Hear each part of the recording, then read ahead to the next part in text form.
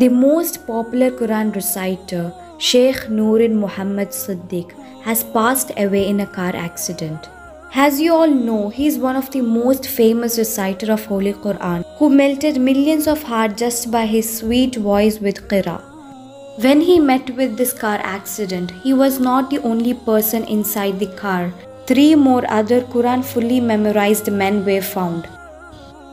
The vice chairman of Sudanese Council expressed his condolence on the death of Nurin by posting in his Facebook page that this car accident occurred to Sheikh Nurin while he was on his way back from his missionary trip.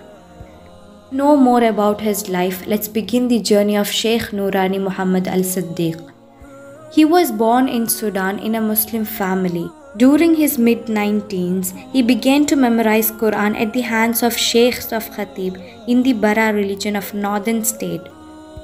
As the time passed, his voice transformed into so heartwarming that attached thousands of worshippers to him during the month of Ramadan, and he eventually became the Imam of most famous mosque in the capital, Khartoum. Now, Sheikh Nurin's recitation is played all over the world. You can hear it in public transport vehicles, private cars, the Holy Quran radio, and in markets, also in shops in and outside the Sudan.